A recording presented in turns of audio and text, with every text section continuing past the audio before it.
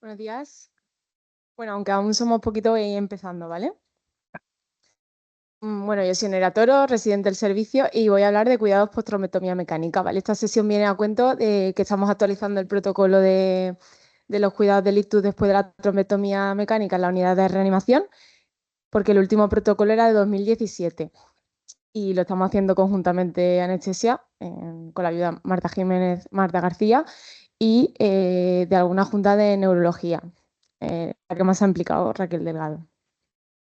Entonces, hablaremos un poco de la introducción, de algunos aspectos que tenemos que tener en cuenta para el pronóstico y nos centraremos en el manejo hemodinámico en el infarto isquémico agudo, especialmente en las cosas que son o más importantes o que ha habido novedades, para no hacer la sesión muy extensa, aunque en el protocolo estará todo bien explicadito. Haremos un resumen de los cuidados y las novedades, haremos más hincapié en las novedades. Entonces, tenemos que saber que el ictus es la causa más frecuente de discapacidad en los adultos en los países desarrollados y que en Europa sí que se ha visto que la incidencia se ha empezado a estabilizar en los últimos años. Entonces, ¿qué es lo que ha visto que disminuye más la mortalidad y las secuelas? Pues la combinación de la recanalización arterial precoz y de las cuidados en las unidades específicas. ¿Cuándo va a ingresar un paciente en la REA? Pues cuando se haga la trombectomía mecánica, independientemente de los resultados de esta, o si estamos en DIVAS, hacer la arteriografía y no quieren realizar trombectomía por el motivo que sea, bien haya migrado los trombos excesivamente distal o ellos no lo vean indicado. En este caso, irían a la URPA, a excepción de otros criterios de ingreso en la unidad de críticos, como puede ser que no se pueda extubar, que esté inestable, etcétera. Si no, no sería necesario, ¿vale? ¿Y cuál va a ser entonces el objetivo del ingreso en esta unidad? Pues la optimización de una serie de parámetros que lo que vamos a hacer es limitar que aparezcan nuevas complicaciones y que se extienda más el infarto. Y esto lo vamos a conseguir mantenimiento del flujo sanguíneo en la zona de penumbra, que luego nos adentraremos en ella, siguiendo estrategias neuroprotectoras y manteniendo la función del resto de órganos. En cuanto a los aspectos sobre el pronóstico, estos son una serie de detalles que vamos a dar solo unas cuantas pinceladas. Nos las debería comentar en principio el neurólogo. Saber alguna cosa de la escala NIS, que es una escala que hacen los neurólogos, ¿vale? Pues que sepamos un poco que es peor a mayor puntuación y que nos hagamos una idea que cuando la puntuación es mayor de 15, en principio la gravedad del ictus es muy alta. El ASPET, que es una puntuación radiológica, nos va a hacer una idea de la extensión del infarto, ¿vale? Bueno, de la isquemia. Y saber que menor de 6 pues va a ser una lesión isquémica grande. Si se puede saber la causa subyacente del ictus, pues también que nos las tienen que comentar. Y el TICI, que va a ser bastante importante, ¿vale? ¿Cuándo se va a considerar que la reperfusión va a ser exitosa? De 2B en adelante, es decir, 2B, 2C y 3, siendo 2C y 3 lo ideal y lo mejor, es decir, la reperfusión completa. Pues si ponen un stent también deberían de comentarlo y si hay alguna complicación durante el procedimiento, pues también. Entonces, el manejo hemodinámico del infarto isquémico agudo, ¿vale? Lo dicho anteriormente, nos vamos a centrar sobre todo en lo importante o en las novedades. ¿Alguna cosa que debemos saber de la presión arterial? ¿Qué pasa cuando tenemos el ictus isquémico agudo? En principio vamos a tener una hipoperfusión cerebral y una zona que es dinámica, ¿vale? Esta zona se va a denominar penumbra isquémica. Es decir, el core del infarto en sí va a ser lo que ya no es recuperable y la zona de penumbra va a ser una zona que está hipoperfundida y bien puede evolucionar o a un infarto o puede recuperarse, ¿vale? De aquí la importancia de este manejo. Además, cuando sucede el ictus va a tener una pérdida de autorregulación cerebral. Entonces, el cerebro se va a volver especialmente vulnerable a los cambios de la presión arterial. Si bien esta aumenta mucho, puede haber un daño en el endotelio y en la barrera hematocefálica y esto va a provocar que pueda haber o edema o transformación hemorrágica. Y si disminuye mucho, pues esta zona dinámica va a disminuir aún más la perfusión y por tanto esto va a llevar a mayor isquemia cerebral. Una cosa importante también es que en los pacientes hipertensos esta curva de autorregulación está un poco desplazada hacia la derecha. Entonces, cuando se interviene un poco en esta presión arterial, hay que tener en cuenta que muchas veces se salen de la curva por su límite inferior. Un concepto muy importante es que puede existir hipoperfusión cerebral a pesar de que la reperfusión haya sido exitosa, ¿vale? Porque haya una hipoperfusión en zonas de microcirculación, que esto no se puede ver mediante la arteriografía. Entonces, ¿qué dicen las últimas guías de recomendaciones en cuanto a fármacos antihipertensivos? En principio, no hay ninguno específico recomendado, ¿vale? No hay ninguno superior a otro. Lo que sí que se ha visto es que cuanto mayor variabilidad de la presión arterial sistólica haya, peores resultados se han encontrado. En cuanto a los fármacos, los calcioantagonistas en perfusión continua sí que ha visto que son los que menos variabilidad de la presión arterial sistólica tienen, pero aún así en los últimos ensayos clínicos y en España el urapidilo es el que más se ha utilizado. Y es importante durante las primeras 24 horas utilizar agentes endovenosos, por lo que comentaremos un poco a continuación. En el caso de tratamiento precoz de la tensión por otras comorbilidades, pues en este caso individualizaremos el tratamiento, ¿vale? Pero esto se sale un poco más del protocolo. Entonces, un poco después del momento agudo, ¿vale? Cuando vayamos a seleccionar el fármaco, hay una serie de fármacos que no se han visto superior a otro en cuanto a la vía oral, ¿vale? Es decir, si iniciamos monoterapia, IECA, ARA2 calcioantagonistas, ambos, o sea, son todos de primera elección, menos los beta bloqueantes. Como monoterapia no se recomienda. Y si por el motivo que sea la tensión sigue siendo alta y se tiene que combinar algún fármaco, pues la combinación perfecta es amlodipino con IECA o ARA2. Y también un aspecto importante que muchas veces nos crea un poco de dudas es la perfusión continua de hipotensores, ¿vale? Porque muchas veces el paciente ha evolucionado bien, pero mantiene una perfusión de clevidipino y se deja en reanimación, ¿vale? Pues no impide que se vaya a la unidad de ictus, porque esto es una unidad de semicrítico, ¿vale? Y el ratio de enfermería es una por cada 4 pacientes, lo que no se iría con monitorización arterial invasiva, pero se podría ir con la perfusión de clevidipino, ¿vale?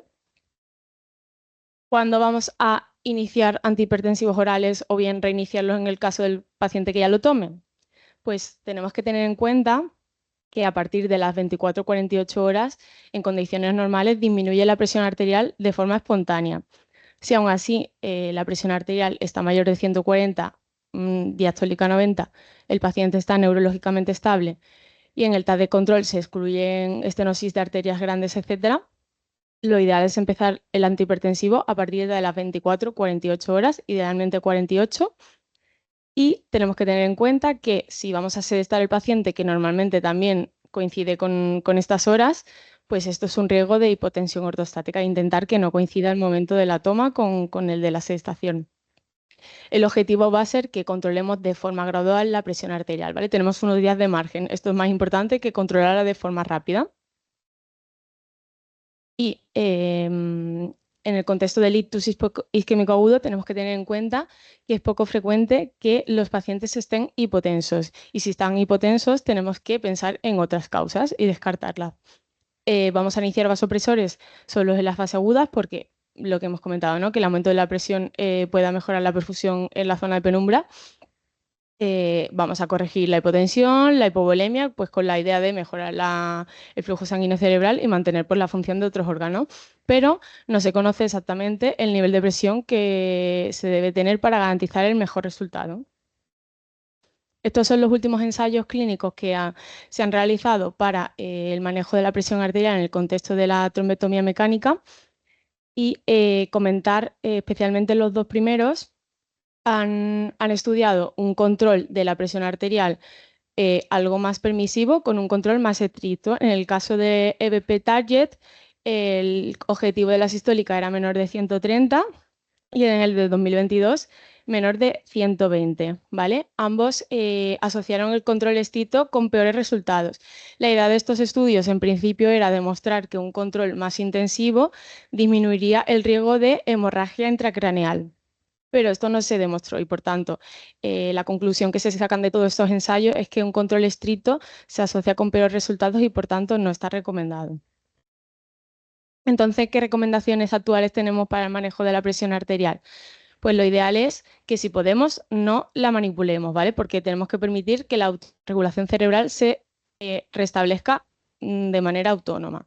Pero si evidentemente el aumento de la presión arterial es bastante considerable, pues con la idea de que no haya complicaciones, ahí sí que intervendremos de forma activa, siempre intentando evitar la caída de la sistólica menor de 130 a 140.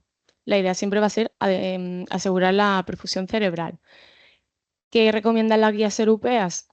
Que la presión arterial se mantenga menor de 180 a 105 durante y las primeras 24 horas tras la trombectomía mecánica. Y que lo ideal es considerar el grado de reperfusión en la elección del objetivo. Entonces, si la recanalización no ha sido exitosa, es decir, TICI menor de 2B, la sistólica se deberá mantener entre 130 y 180. Y si la recanalización ha sido exitosa, el límite superior será un poco más bajo. Debemos de mantener la sistólica entre 130 y 160. Y también una cosa que nos crea un poco de dudas es qué pasa cuando el paciente pues, está normotenso o de forma espontánea, ¿no? En este ensayo de 2022 planteaba una serie de dudas en cuanto a la disminución espontánea de la sistólica, porque se enfocó en el tratamiento activo, ¿vale? Entonces, no se pudo extraer ningún dato que lo podamos usar para guiarnos. Pero sí que existe un observacional retrospectivo que estudió activamente la disminución espontánea de la presión arterial y lo asoció a un marcador de reperfusión exitosa, porque la mejoría de la autorregulación cerebral era por la disminución del núcleo isquémico final. Y en este estudio se pudo concluir que la disminución espontánea de la presión arterial sistólica 1 hora tras la trombectomía era un predictor temprano independiente de buena recuperación neurológica. Este observacional no utilizó anestesia general durante la trombectomía mecánica, entonces consideraba que esta disminución no era relacionada con la anestesia, ¿vale? Pero bueno, no deja de ser un observacional y que no lo dice la Organización Europea del Ictus, pues nos dice que tras la recanalización exitosa, lo ideal es no inducir hipertensión tras la trombectomía, porque puede haber un riesgo de hiperperfusión cerebral. Pero si la recanalización no es exitosa, en ese caso sí que deberíamos individualizar el caso y considerar pues asociar vasopresores para inducir hipertensión. La fluidoterapia no ha sufrido grandes novedades respecto al protocolo previo, sigue siendo igual, se recomienda isotónicos, no existen estudios como por ejemplo en el shock séptico dirigidos en el ictus balanceado versus fisiológico. Sí que sabemos que tenemos que evitar los glucosados y bueno, pues los fluidos simplemente individualizar cada caso. En cuanto al tema de oxigenación y ventilación, igual no existen grandes novedades. Evidentemente, si hay una disminución del nivel de conciencia o una disfunción que comprometa las vías respiratorias, pues los pacientes van a necesitar asistencia ventilatoria. El oxígeno suplementario solo se va a considerar si los pacientes están hipoxémicos por el riesgo de que la hiperoxia, radicales libres, vasoconstricción cerebral empeore el flujo sanguíneo cerebral. Por lo demás, no hay más recomendaciones. Un aspecto importante, sí que han hecho mucho hincapié en las guías, es en el control de la glucemia. Que siempre que haya hipoglucemia, evidentemente la vamos a tratar, pero ¿qué pasa con la hiperglucemia? La hiperglucemia va a ser muy frecuente en la fase aguda, ¿vale? Y además, durante las primeras 24 horas se ha asociado a peores resultados funcionales, porque se ha visto que aumenta el riesgo de lesión cerebral. Entonces, nuestro objetivo va a ser mantener un rango de 140 a 180 y únicamente vamos a tratarla si es mayor de 180. Bueno, en este observacional vio que es una complicación muy frecuente, apareció en 2/3 de los pacientes. Se asoció también a disminución de la perfusión y aumento del daño. Y el mecanismo pues era alteración de la barrera hematocefálica, aumento del metabolismo anaerobio, acidosis, radicales libres, etcétera. Y se vio que podía incluso contrarrestar el efecto terapéutico de la trombectomía mecánica. Se asoció a peores resultados bien porque disminuyó la tasa de recuperación funcional, aumentó la transformación hemorrágica y el edema y aumentó la mortalidad a los 3 meses. La nutrición de los pacientes, inicialmente vamos a mantenerlo en dieta absoluta 24 horas. En principio esto se pensó que era por el riesgo de que el paciente se reictara y tuviese que ir a DIVAS, intubarlo, riesgo de broncoaspiración, etcétera, pero el tema de neurología y los estudios más enfocados a esta especialidad hablan más de la hiperglucemia en la fase aguda y de los efectos nocivos. Por eso se debe mantener en dieta absoluta. Iniciar la dieta enteral en menos de una semana pues ha disminuido el riesgo de muerte. Y si los pacientes pues, no pueden tomar ni alimentos ni líquidos, bien por el motivo que sea, disfagia, alteración de conciencia porque estén intubados y conectados a ventilación, pues debemos iniciar la nutrición a través de la sonda nasogástrica. Y entonces la debemos plantear, colocar en las primeras 48 horas, incluso antes, si ya prevemos que no va a poder tomar líquidos ni alimentos. Y bueno, algunas cosas que han comentado también las guías americanas es considerar suplementos nutricionales si hay riesgo de desnutrición, si sospechamos aspiración, evaluar una evaluación endoscópica. Y han comentado, aunque todavía esto no tiene muchos datos a favor, es protocolos de higiene oral que podrían disminuir la neumonía por broncoaspiración. Comentan enjuagues bucales con clorexidina. Entonces, la disfagia es una complicación común. Existen una serie de predictores en la presentación inicial que nos van a hacer pensar si va a ser más frecuente que aparezca, como que haya parálisis facial o asimetría del paladar o alguna respuesta faríngea alterada, los pacientes añosos o incluso los ictus graves pues con NIS altos. La importancia de esta patología sobre todo es por el aumento de la neumonía por aspiración.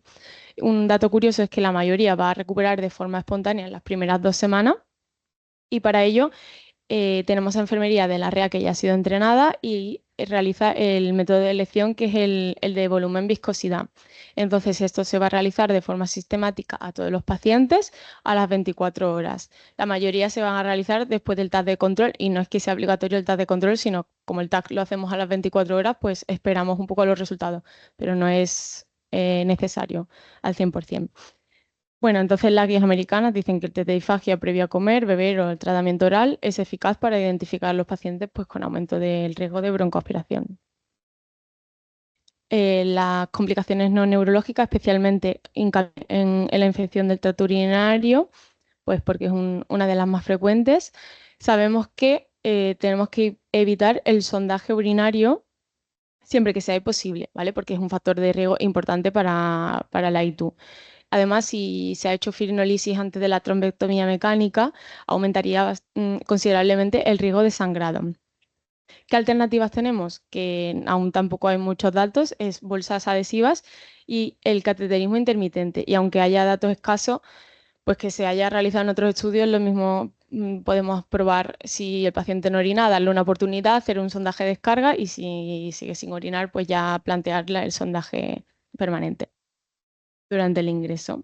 Mm, la trombosis venosa profunda, pues se recomienda medidas de compresión neumática intermitente, salvo que exista alguna contraindicación. No está recomendada las de compresión elásticas y la enoxa profiláctica, aunque no hay estudios específicamente en el ictus. Sí que sabemos que no la debemos administrar en las primeras 24 horas y si en el TAC de control no existe transformación hemorrágica importante tipo parequimatosa, la debemos iniciar a partir de las 24 horas. Es decir, una transformación en pequeñas petequias, dudoso sangrado, extracción de contraste no contraindicaría iniciar la enoxa profiláctica. La antiagregación únicamente tras descartar también hemorragia cerebral en el TAC de control para evitar agravar el pronóstico neurológico. Y una cosa muy importante es que cuando la iniciemos debemos de pautar ahora en la indicación, porque si no sale de forma automática a las 8 de la tarde del día siguiente. ¿Qué se recomienda? Pues iniciarla dentro de las 24 o 48 horas posterior a su aparición. Si el paciente presenta disfagia, vamos a ponerla por la sonda nasogástrica, y si no tiene sonda nasogástrica por el motivo que sea, pues no hay que demorarla y se pondrá de forma endovenosa el Linjesprin, 450 miligramos, que sería media ampolla de nuestra presentación. ¿Alguna pincelada también del tirofiban? ¿Qué debemos saber del tirofiban? Bueno, pues es un inhibidor de la glucoproteína 2B3A que lo utilizan cuando tras la trombectomía mecánica persiste una estenosis con riesgo de reoclusión. Se daría un bolo y la perfusión se mantiene durante 24 horas, y la idea es mejorar el pronóstico neurológico. Simplemente, bueno, se ha visto que mejora el resultado funcional. Existen algunos estudios que hablan de dudosa incidencia hemorragia intracraneal, otros que sí que tienen resultados buenos en seguridad. Pero para nosotros al final lo importante que va a ser que si estos pacientes se le ha puesto tirofiban, significa que son unos pacientes con alto riesgo de que exista reoclusión o incluso hemorragia, y por tanto ante cualquier deterioro neurológico deberíamos estar en alerta y avisar al neurólogo. La anticoagulación tampoco nos interesa en exceso, porque no es algo que vayamos a iniciar de forma aguda en la REA. No se va a anticoagular de forma urgente, y esto ya se valorará pues, si la causa es cardioembólica, hay mucho riesgo protrombótico y la neuroimagen es favorable, pero esto no nos suele corresponder a nosotros. ¿Qué se utiliza en la REA para la monitorización neurológica? Pues se utiliza una herramienta muy sencilla que se llama la escala canadiense, que es muy rápida, se hace en pocos minutos y sí que se ha visto que nos da datos sobre el pronóstico. En una puntuación de 6, 5 y medio más al ingreso, estaría relacionada con mayor mortalidad y con un resultado más deficiente. Pero esto lo que nos va a ayudar es a monitorizar a los pacientes. Entonces, ¿qué resumen de cuidados vamos a realizar? Pues sigo con la canadiense. Se va a realizar cada 2 horas en las primeras 24 horas. La tensión arterial no es necesario monitorizarla de forma invasiva si el paciente no está inestable. Inicialmente, si no tenemos arteria y está un poco más variable la tensión, pues las podemos realizar cada 10 minutos, y si el paciente permanece bien, pues cada hora sería suficiente. La glucemia, pues cada unas 4 o 6 horas. ¿Y qué signos de alerta tenemos que tener? Pues especialmente si la tensión arterial está más alta de los límites que hemos establecido, y si la escala canadiense cae un punto en la puntuación total, a excepción de el apartado de orientación. ¿Qué cuidado específico tienen los pacientes? Pues reposo en cabecero plano. Si el paciente está estable, ha ido todo el ictus bien, se puede mantener el cabecero como esté el paciente más cómodo, mantener la dieta absoluta durante las primeras 24 horas, no administrar enoxa profiláctica, sí, siempre medidas de compresión neumática, no administrar antiagregantes ni anticoagulantes hasta el TAC de control, que se realiza a las 24 horas. Vendaje compresivo, inmovilización del miembro en el que han entrado los de DIVAS, la evaluación de pulsos periféricos y, bueno, pues si han hecho fibrosis, estar más alerta ante cualquier signo de sangrado. ¿Qué novedades entonces tenemos respecto al protocolo de 2017? Pues los límites superiores de presión arterial debemos mantenerlo menor de 180 de sistólica, 105 de diastólica, al menos durante las primeras 24 horas. Además, van a variar en función del grado de reperfusión, es decir, que si ha ido muy bien, la recanalización ha sido TICIP 2B3, el rango va a ser entre 130 y 160 de sistólica. Que lo ideal es no participar en la disminución de la presión arterial, permitir que se establezca bien la autorregulación cerebral, y si decidimos intervenir, pues hacerlo con precaución, ¿vale? De forma muy gradual. Importante evitando que haya mucha variabilidad, y solo vamos a iniciar el tratamiento si la sistólica está mayor de 160 a 180, recordando siempre el grado de reperfusión. No se recomienda de forma específica ningún antihipertensivo. Sí, que durante las primeras 24 horas de forma endovenosa para que podamos un poco evitar esta variabilidad de la vía oral. Y el urapidilo en los ensayos más recientes y en España ha sido el de primera opción desplazando al labetalol, pero esto no quiere decir que no se pueda usar labetalol porque no hay ninguno superior a otro. En el caso de los antihipertensivos orales, solo si el paciente está neurológicamente estable, lo vamos a iniciar a partir de las 24-48 horas, mejor 48, siempre evitando que coincida con el momento de que el paciente vaya a sedestarse. Y que la presión arterial, si disminuye de forma espontánea y la reperfusión ha ido bien, no vamos a tener que inducir hipertensión al paciente. La hiperglucemia la vamos a tratar si está mayor de 180 y el objetivo va a ser mantener glucemia de 140 a 180. Vamos a mantener al paciente en dieta absoluta durante 24 horas y posteriormente vamos a hacer de forma sistemática el test de disfagia.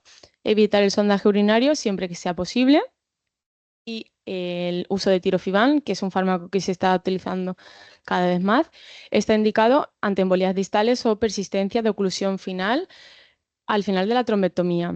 Entonces, la perfusión va a durar 24 horas y aunque se ha visto que se ha asociado con mejor pronóstico neurológico, existen todavía dudas respecto al aumento de la incidencia de hemorragia cerebral. Se usará la escala canadiense como monitorización neurológica con el objetivo de identificar el deterioro de forma precoz, disminuir la recurrencia del ictus y durante las primeras 24 horas se realizará cada 2. De 24 a 48 horas se pasa a cada 4. Y lo más importante es que si cae un punto en la valoración total, a excepción de orientación, tenemos que considerar signo de alerta y por tanto pues avisar al neurólogo. Y estas son las novedades y lo más importante es en cuanto al control post-traumatomía.